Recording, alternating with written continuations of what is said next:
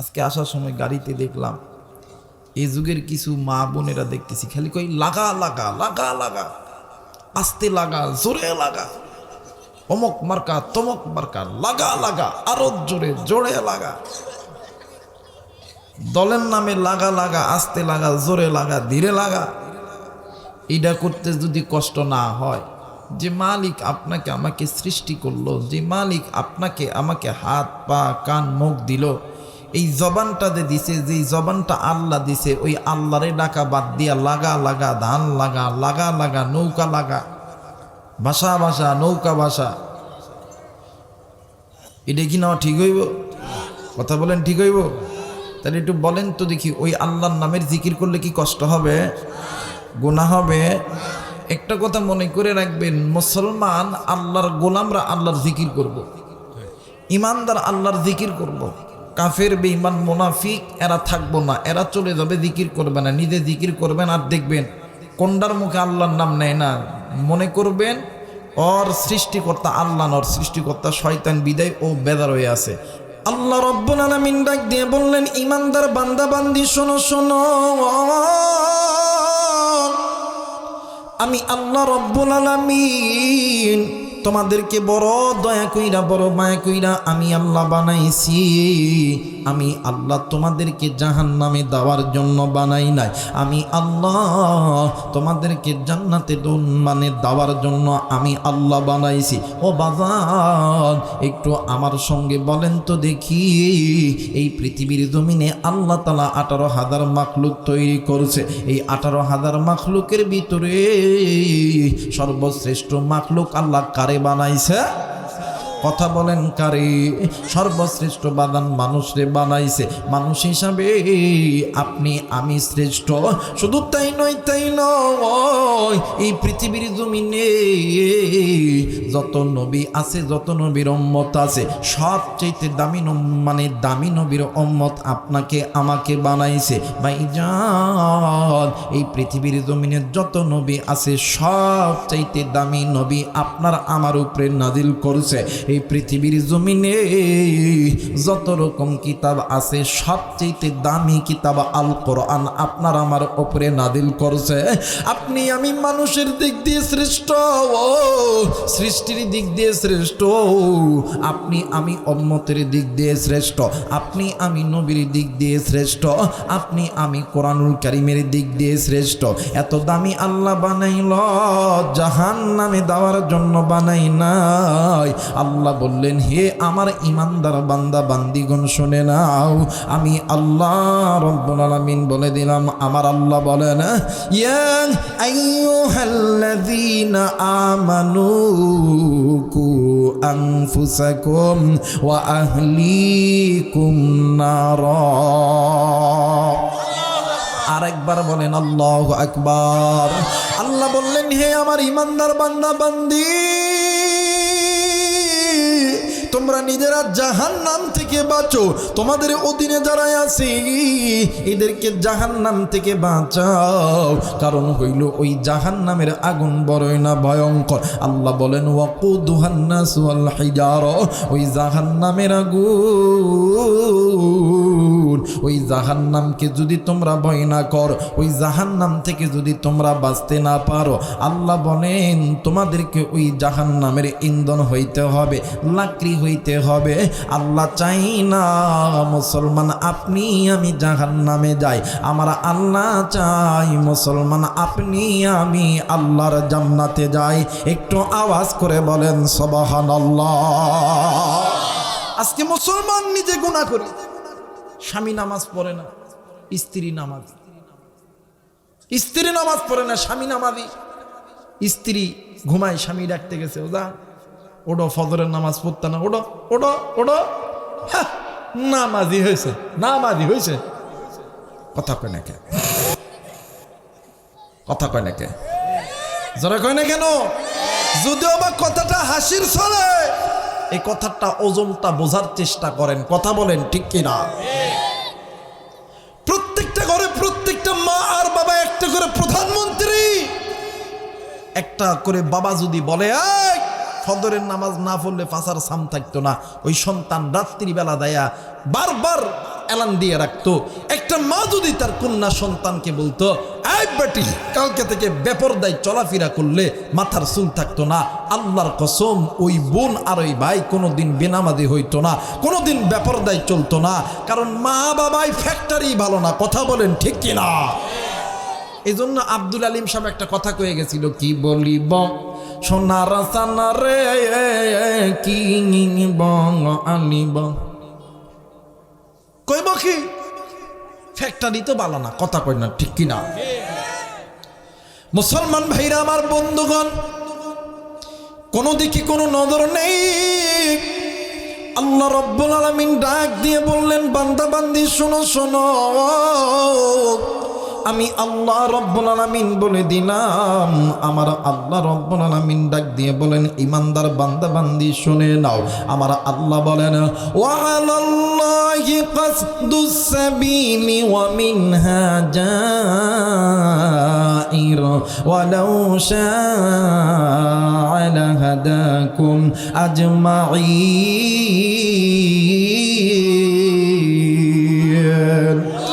আরেকবার বলেন আল্লাহু আকবার। আল্লাহ বললেন, পৃথিবীর মানুষ আমি আল্লাহ রাব্বুল আলামিন বলে দিলাম, দুনিয়ার জমিনে তোমরা যেই বান্দা বান্দি আমি আল্লাহ তোমাদেরকে সৃষ্টি করছি, তোমরা দুনিয়াতে যাওয়ার পর আমি আল্লাহর আইন মানা বাদ দিয়া, আমি আল্লাহর বিধান মানা বাদ দিয়া, তোমরা মানব রচিত মানুষের বিধান মেনে তোমরা যেই পথের প্রতীক হয়ে চলতেছ, বান্দা শোনো শোনো, তোমাদের ওই পথের মধ্যে অনেক পথ আছে, বাঁকা পথ, যেই পথগুলো তোমাদেরকে আমি আল্লাহর জাহান্নামে নিয়ে যাবে। এখন জিজ্ঞাসা করতে পারেন, হুজুর কোন পথটা বাঁকা পথ, কোন পথটা জাহান্নামের পথ? আমার ভাইরা, আমার বাবাজিরা রে, এই পৃথিবীর জমিনে যত রকম তাফসীর আছে রে বাবা, এর মধ্যে একটা তাফসীরটার নাম হইল তাফসীর তাওহীদুল কোরআন। এই তাফসীর তাওহীদুল কোরআনের লেখক আল্লামা তাকি উসমানী, তিনি তিনার ভাষায় লিখেছেন, রে বন্ধু, আল্লাহ যে বলল বাঁকা পথ, যেই বান্দা বান্দি আল্লাহর কোরআন থেকে দূরে আছে ওদের পথ বাঁকা পথ, যেই বান্দা বান্দি আল্লাহর ঘর থেকে দূরে আছে ওদের পথ বাঁকা পথ, যেই বান্দা বান্দি আল্লাহর ফরজ বিধান থেকে দূরে আছে এদের পথ বাঁকা পথ, যেই বান্দা বান্দি আল্লাহর এই জমিনে আল্লাহর একামতে দিনের বিপক্ষে আছে ওদের পথটা হইল বাঁকা পথ। যেই বান্দা বান্দি সুদ খায়, ঘুষ খায়, যেই নারীগুলো বেপরদায় চলাফেরা করে, যেই মুসলমান আল্লাহ ব্যতীত পীরের দরবারে সিজদা দেয়। কথা বলেন ঠিক না? এবার আমাদের সমাজে অনেক লোক আছে, নামাজ নাই, রোজা নাই, হজ নাই, যাকাত নাই, ইসলামী আন্দোলন নাই, কিচ্ছু নাই, কিন্তু বছর অন্তর অন্তর যখন পীরের দরবারে উরস হইব, এই উরসে গরু ছাগল ইত্যাদি সব লইবার ডাক দেখো, দয়ার পাগলা তোমার নামে দিহিলাম পানি, না জড়াই গো মামা মামা কান্দানি। মুসলমান ভাইরা আমার, বন্ধগণ, আল্লাহ বললেন, পৃথিবীর মানুষ তোমরা ওই বাঁকা পথ ছেড়ে দাও, আমি আল্লাহর কোরআনটা ধরে নাও। আমি আল্লাহর কোরআন তোমাদেরকে আমি আল্লাহর জান্নাতে নিয়ে যাবে।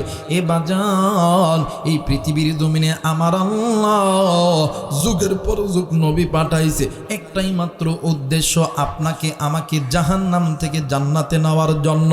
নবী চলে গেছে, সাহাবায়ে কেরামরা এই দায়িত্ব পালন করেছে, সাহাবায়ে কেরামরা চলে গেছে, তাবিঈরা এই দায়িত্ব পালন করছে, তাবিঈরা চলে গেছে, আইম্মায়ে মুজতাহিদরা পালন করছে, আইম্মায়ে মুজতাহিদরা চলে গেছে। এই দায়িত্ব এই দেশের উলামায়ে কেরামরা এই দায়িত্ব মাথায় নিছে। কিন্তু ভাই গো, আজকে কিছু কিছু মানুষ এই আলেমদের বিরুদ্ধে আঙ্গুল তোলে। একটা কথা মনে করে রাখবেন, এই মানুষগুলোকে জাহান্নাম থেকে জান্নাতে নেওয়ার জন্য আমার নবীজি দিল খাটছে, সাহাবায়ে সাহাবায়ে কেরামরা নির্যাতন সহ্য করেছে, তাবিঈরা নির্যাতন সহ্য করেছে, আইম্মায়ে মুস্তাহিদরা নির্যাতন সহ্য করেছে। এই দেশের জমিনে আল্লামা আহমদ শফি রহমতুল্লাহ আলাইহি, জুনায়েদ বাবুনগর রহমতুল্লাহ আলাইহি, আল্লামা সাইদি সাহেব হুজুর রহমতুল্লাহ আলাইহি, আল্লামা মামুনুল হক, মুফতি আমির হামজা, এরাও কিন্তু নির্যাতন সহ্য করেছে। কথা বলেন ঠিক কিনা? এ মুসলমান বন্ধু, আমাদের অন্য কোনো উদ্দেশ্য ছিল না, একটাই মাত্র উদ্দেশ্য ছিল, এই উম্মতগুলোকে জাহান্নাম থেকে বাঁচানোর জন্য, এই উম্মতগুলোকে মসজিদমুখী করানোর জন্য, এই উম্মতগুলোকে কোরআনমুখী করানোর জন্য। এক কলিজার টুকরা বাগান আজকে যে যুবকগুলি জান্নাতের বাগান লাগাইছে, আমার ভাইরা, আমার বাবাজিরা রে, বর্তমান সমাজে আমার যুবকরা যদি নামাজি হইয়া যায়, যুবকরা যদি দিনদার হইয়া যায়, কোরআন পড়নেওয়ালা হইয়া যায়, এই দেশের মধ্যে মানুষ আর গুনাহের মধ্যে লিপ্ত হবে না। এর যুবক, তুমি আমি যেমন যুবক, আমার নবীও কিন্তু এক সময় ছিল রে যুবক। আজকে যুবক তুমি গান বাজিনা করো, আজকে যুবক তুমি মেয়ের পিছনে ঘোরো, আজকে তুমি যুবক মদ খাও, গাঁজা খাও, আজকে যুবক তোমার জন্য আল্লাহর ঘর মসজিদ কান্দে। যারা যারা চান আজকের মাহফিলটা কবুল হয়ে যায়, দুইটা তো চুকুরিয়া তিনটা তাকবীর দিবেন, সবাই দুইটা তো চুকুরে আল্লাহরে দেখা, সবাই হাতটা উঠে আল্লাহরে দেখান। নারাই তাকবীর, নারাই তাকবীর, নারাই তাকবীর। আল্লাহ তুমি কবুল করে না, ধরে বলেন আমিন। আমার ভাইরা, আমার নবী উম্মতদেরকে জাহান্নাম থেকে বাঁচানোর জন্য মার খাইছে, জেল খাটছে, নির্যাতন সহ্য করছে। আমার ভাইরা, আল্লাহ চাই না জাহান্নামে যাও। এই জন্য প্রত্যেকটি মাকে বলবো, মা গো, আপনি নামাজি হইছেন, আপনার সন্তানকে নামাজি বানান। আব্বা, আপনি নামাজি হইছেন, আপনার সন্তানকে নামাজের তালিম দেন। এই যুবক ভাইরা, তুমি নামাজ পড়ো, তোমার বন্ধুকে নামাজের তালিম দাও। তুমি একামতের দ্বীনের পক্ষে কাজ করো, তুমি তোমার বন্ধুকে একামতের দ্বীনের পক্ষে দাওয়াত দাও। কথা বলেন ঠিক কিনা? মুসলমান ভাইরা, আমার বন্ধুগণ, লম্বা চোরা কোনো সময় নয়, অল্প সময়ের ভিতরে স্বল্প কথার মাধ্যমে বিদায় হয়ে যাব বাবা। এ কলিজার টুকরা বাজান রে আমার, এ কলিজার টুকরা যুবক ভাইরা, কেন তুমি গুনাহ করো? তুমি জানো নি বাবা, আপনি যে সন্তানকে গুনাহের দিকে ঠেলে দিচ্ছেন, আপনার মনে আপনার সন্তানের একটি গুনাহ আপনাকে জাহান্নামে যাওয়ার জন্য যথেষ্ট। যুবক ভাই যারা আছো গো, তুমি যুবক, তুমি যুবতী যেই গুনাহ করো, তোমার একটি গুনাহ তোমার মা বাবাকে জাহান্নামে নিয়ে যাওয়ার জন্য যথেষ্ট। আমার আল্লাহ চাই না তুমি জাহান্নামে যাও, এরপরও কেন জাহান্নামের পথে যাও রে বন্ধু ও বাদান? এই দুনিয়ার জমিনে আল্লাহর একজন গোলাম আল্লাহর একটা কিতাব লিখেছে, আল্লাহর বান্দা একটা কিতাব লিখেছে, কিতাবটার নাম চোখে দেখা কবরের আযাব। আল্লাহর বান্দার নাম হইল আল্লামা তারেক জামিল দামাত বারকাতুহুল আলিয়া।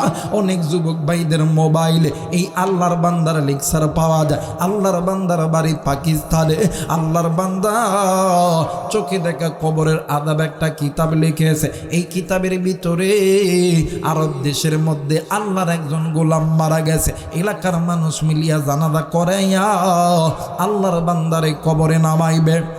আল্লাহর বান্দার একটা সন্তান কবরের পাশে যাইয়া ডাক দি, কই চাচা জি, আপনারা এই কবরে আমার আব্বাকে রাখবে, কিন্তু চাচা গো, এই কবরের মধ্যে আমি কেমন জানি গর্ত দেখতে পাই, এই কবরের ভিতরে আমি কেমন জানি গর্ত দেখতে পাই। এই কবরটা চেক না করা পর্যন্ত আমি এই কবরের মধ্যে আমার আব্বারে রাখবো না।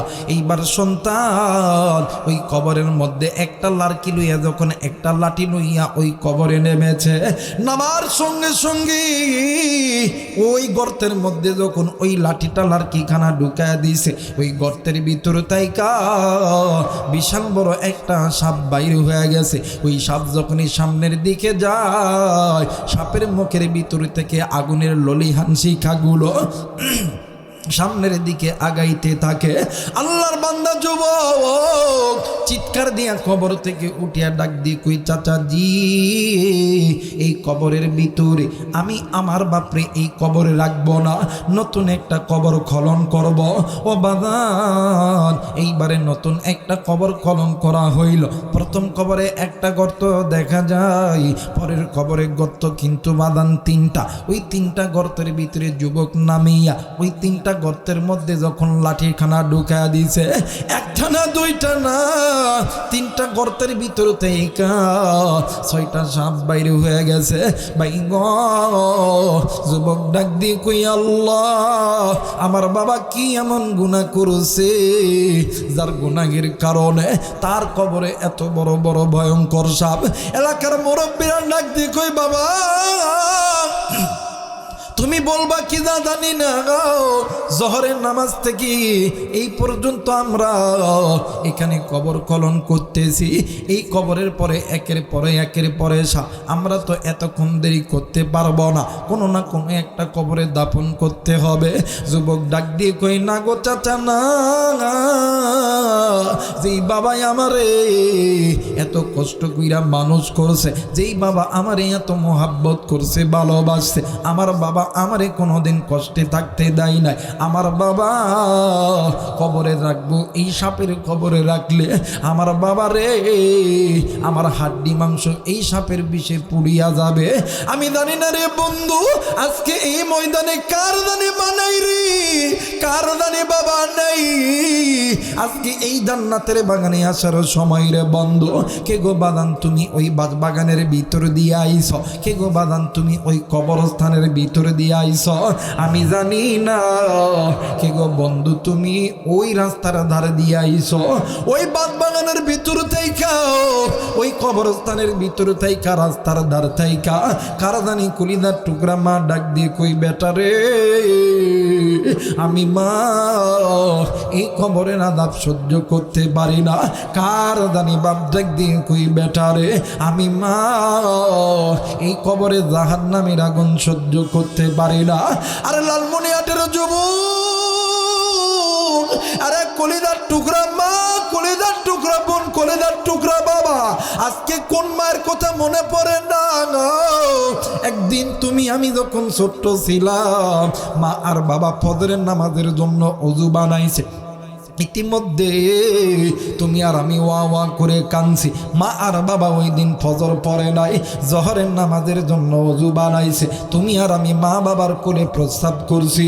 ওই দিন মা বাবা জহর পড়ে নাই, আসর পড়ে নাই, মাগরিবও পড়ে নেই। এমন সময় গেছে তোমার আমার পাতলা পায়খানা, তোমার আমার অসুস্থতা বেড়ে গেছে। জনম দক্ষিণী মা তোমারে আমারে লইয়া এই তো বাদান লালমনিরহাট মেডিকেলে ভর্তি ছিল, অথবা রংপুর মেডিকেলে ভর্তি ছিল। দিনের পর দিন বাবা নামাজ পড়তে পারে নাই, মাও নামাজ পড়তে পারে নাই। উম্মতের আলেম এই জায়গায় আছে, জিজ্ঞেস করো এক ওয়াক্ত নামাজ কাজা করলে 80 হুব্বা জাহান্নামে যাবে। আমি জানি না রে বন্ধু, এই ময়দানে কারদানি মা নেই,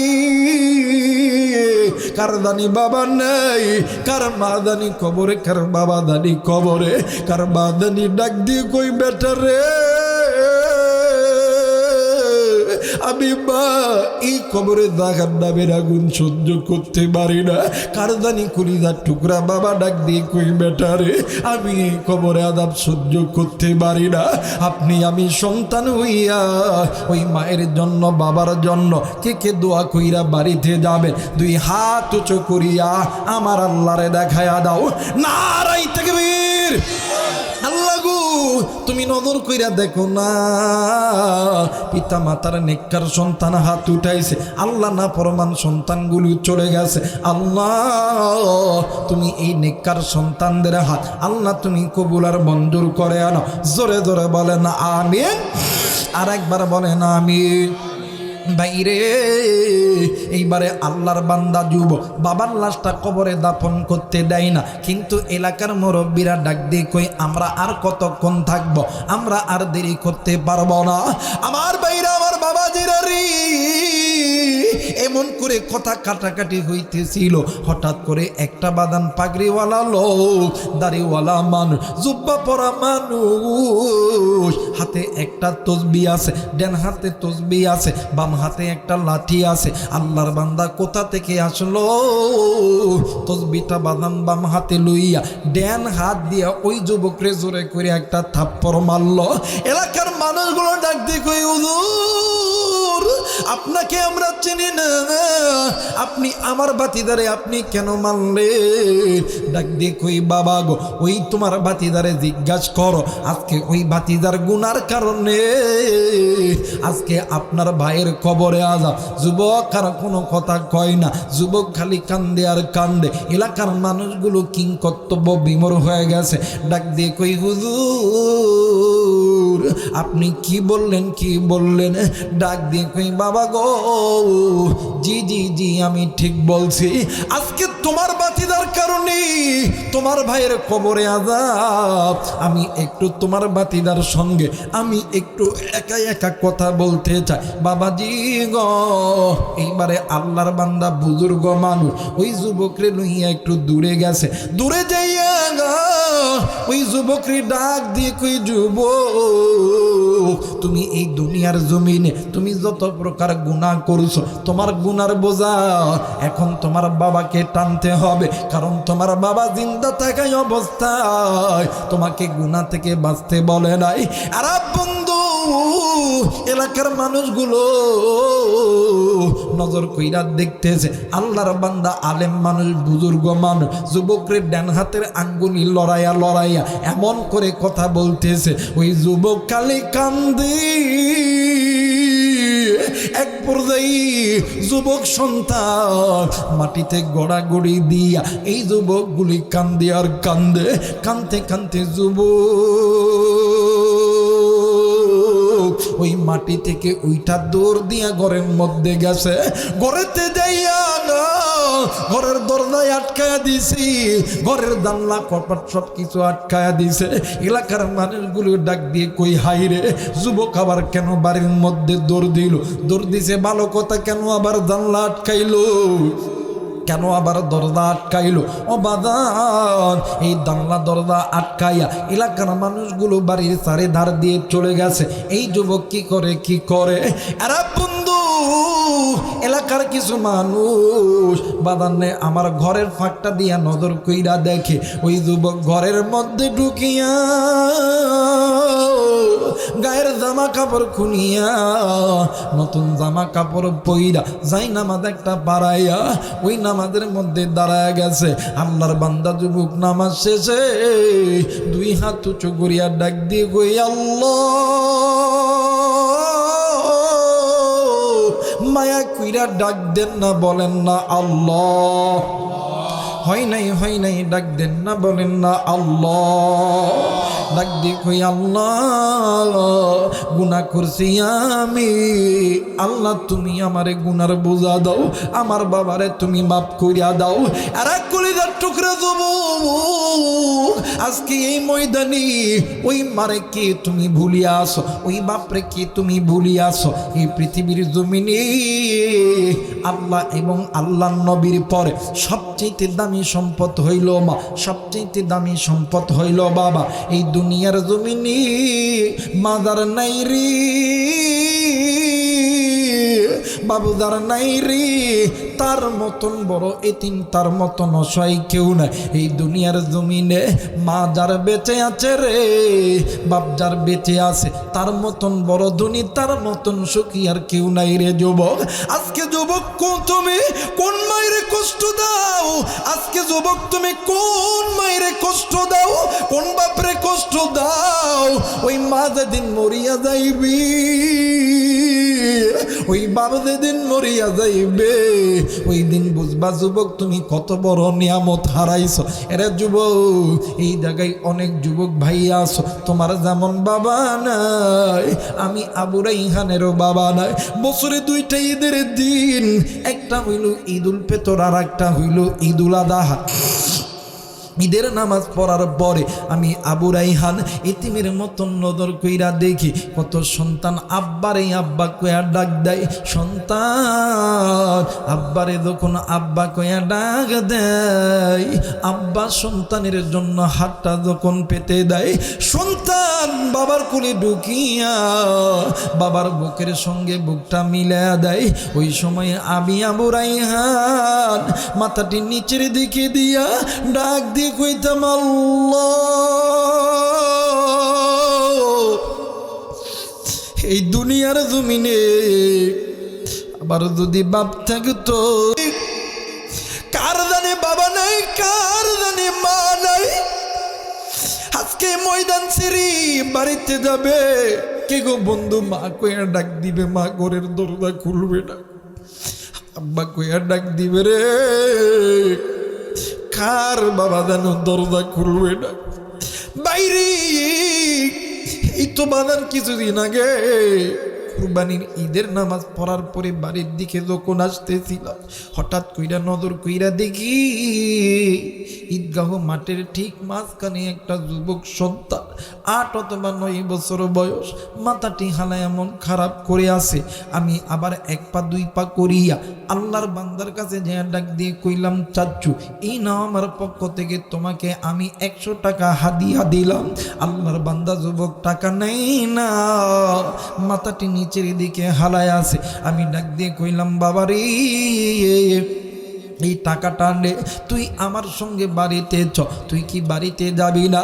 আমি হাত ধরিয়া টানি, আল্লাহর বান্দা ওঠে না। এক পর্যায়ে আল্লাহর বান্দা মাথা তুলছে, আমি নজর করিয়া দেখি আল্লাহর বান্দার যুবকের 2 চোখ বয়া পানি পড়তেছে। আমারে ডাক দিয়ে কই, চাচ্চু আমি বাড়িতে যাবো না, আমি বাড়িতে যাবো না। আমি ডাক দিয়ে কইলাম, বাবারে কেন তুই বাড়িতে যাবি না? তুই কি কেউ কিছু কইছে নাকি? ডাক দিয়ে কই, চাচাজি গো, না না না না, প্রতি ঈদে আমার মা আমারে ঘুম থেকে উঠিয়া আমারে সুন্দর করিয়া গোসল করিয়া দেয়। আমারে প্রতি ঈদে আমার মা আমার জন্য নতুন জামা কাপড় নিয়ে আইসা দেয়। আমারে নতুন জামা কাপড় পরাইয়া আমারে পকেটের মধ্যে টাকা দিয়া মাথায় কপালে চুম্বু দিয়া আমারে এই ঈদগাহ ময়দানে পাঠাইতো। ও চাচা, আজকে কেউ আমারে গোসল দিয়ে দেয় নাই, আজকে কেউ আমারে নতুন জামা কাপড় কিনা দেয় নাই, আজকে কেউ আমারে আদর করিয়া গোসল দিয়া দেয় নাই, কেউ আমারে আজকে আমারে আদর করিয়া ঈদগাহ ময়দানে আনে নাই। চাচা গো,